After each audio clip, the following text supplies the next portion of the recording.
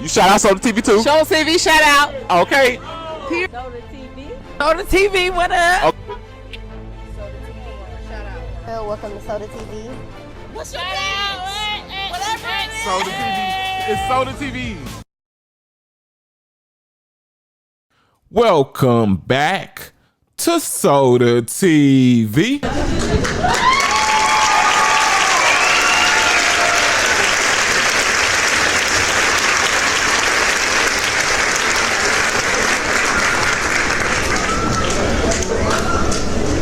Y'all interviewers should know what y'all getting out of Q50 by now.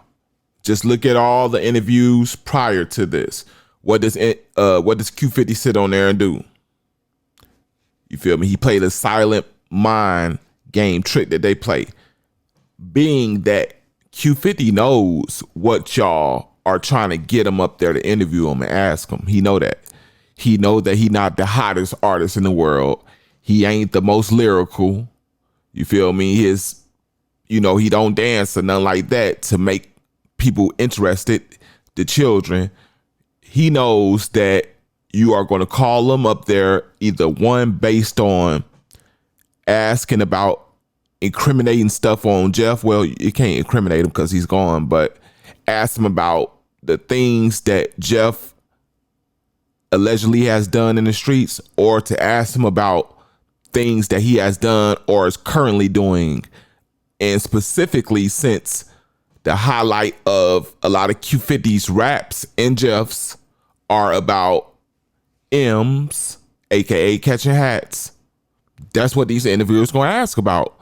So Q50 is at least smart enough to know that. So what does he do? He prepares to throw a curveball every time he comes to one of these interviews.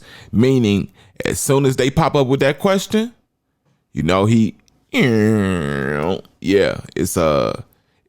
actually funny to see, man. So, like on this one in particular, Vlad does what he tries to do, what he does best with people.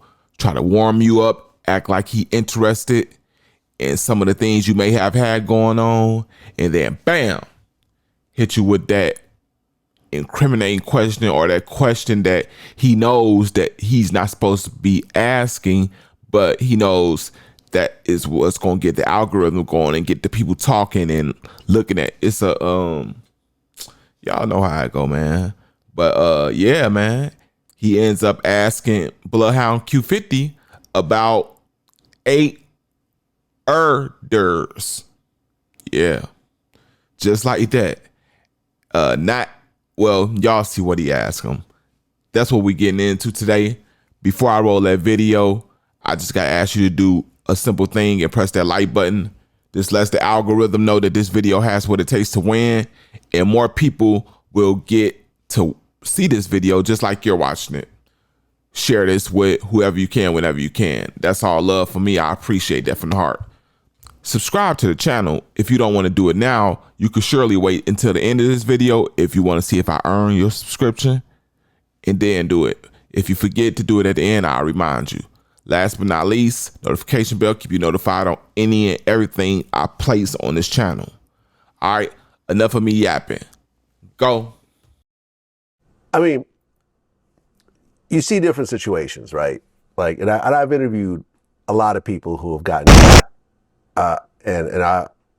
I've interviewed people who got shot and ended up killing someone just because they didn't want to do that again. Right. So, and for example, if a white kid gets out of the suburbs, they're going to take him to therapy. He's going to meet with a psychologist. They're going to try to deal with his PTSD and, maybe take him out of school and so forth. But, people in your situation, you get patched up and they throw you back out on the street again. Right. Do you feel like when you get out, you're paranoid that, you got shot once, you don't want to get shot again? That's why you started carrying guns, just for self-protection? Nah, I ain't gonna lie. It's like, at that point, how that happened, the gun was found in a book bag. You know what I'm saying? So it's like, the gun wasn't even on me. Shit, I don't really care. You know what I'm saying? So it's like, the gun wasn't even on me intentionally like that. Like, it wasn't, you know what I'm saying? That wasn't even my book bag. So it's like, You feel me? Like, that ain't really, like, only thing it made me do is just watch my surroundings. But as far as carrying a gun, yeah, no, I still don't carry no gun shit. Cause, like, shit, you know what I'm saying? I don't got no reason to carry it. Okay, so you end up taking the charge, you get house arrest. Right. By this point, is the music being taken more seriously? Now at this point when I took house arrest, Lil Jeff was gone. He had died. So like at this point, now I'm stepping up to the plate for him, and yeah, now music starting to get too serious. Okay, so let's talk about the situation. So you and Jeff are starting to rap, and the way you guys are rapping is a little bit different than most rappers. Right. Like, you talked about how you caught 8 bodies in some of your songs. Not that I'm saying it's true. Right. Not that I'm saying you caught any bodies, but you're rapping about this type of thing. Why do you think you felt like this was the way to go? You know, it's like, how can I explain? A lot of rappers, just cause you're a rapper don't mean you gotta live what you rap. You know what I'm saying? That shit is like, basically, I'm just doing any other rapper doing shit. I ain't living with, you know what I'm saying? I'm making shit up, making that shit sound good. You know what I'm saying?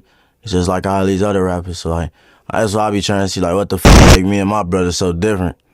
That because we lying about the shit we rap about. That's what I know. That's what I know rappers to do. A lot of, you know what I'm saying, before I was rapping, these be fabricated. You know what I'm saying? Why I can't be fabricated? You feel me? Hey, Q50 got it on that interview proper hood etiquette. You know what I'm saying? He got it on that. I got to give it up for Q50. And at the same time, he know he be lying, man. Straight lying through his teeth. You know what I'm saying? That's what makes it possible to curve interviewers. You know, just basically act clueless and lie. That's all. But we gonna go into the comment section and see how the fans is giving it up. We got hand me deals. Vlad was like, please snitch on yourself. Yeah, that's basically how it always goes. You know, like I say, he warm you up to pop that big question that he knows that give the fans that wow effect that, oh, did he really ask that?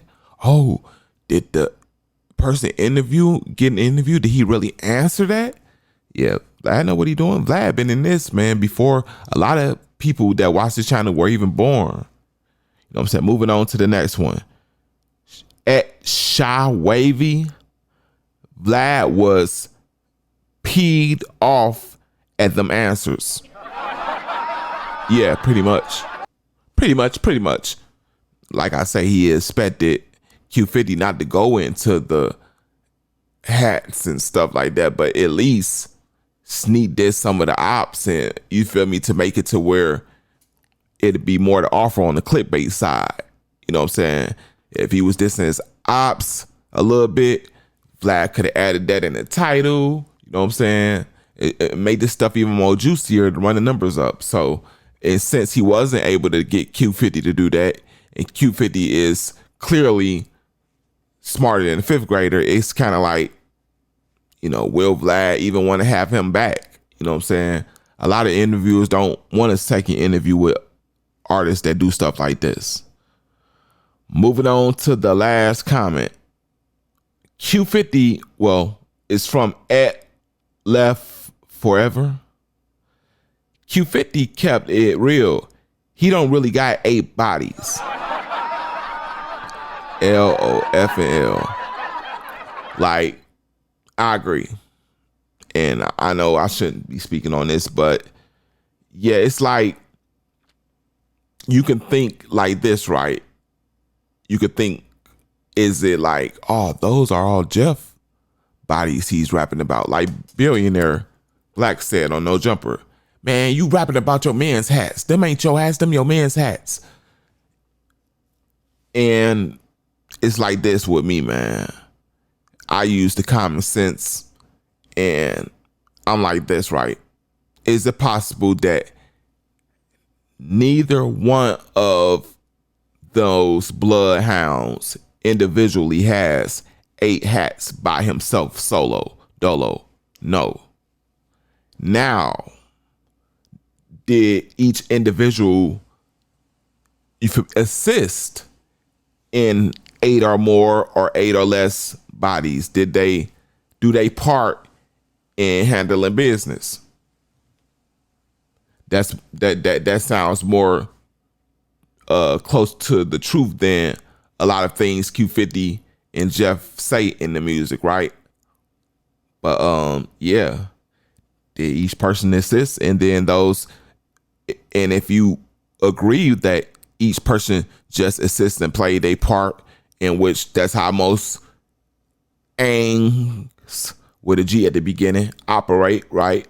That would mean that those 8 hats don't belong to any specific Bloodhound member. Those 8 hats belongs to Bloodhounds as a whole. So, y'all, we got to stop the foolishness. But that's what I got for you today. Y'all let me know how y'all feel about this down in the comment section. Also, like, share this. You told me you would subscribe if I earned it. Now I'm just here like with my hand out seeing what you're going to do if you're going to be a man and woman of your word. Last but not least, that notification bell. Keep you notified on any and everything I drop. This is the self-proclaimed #1 celebrity news channel on YouTube at this time, The Real Soda TV. I'm out.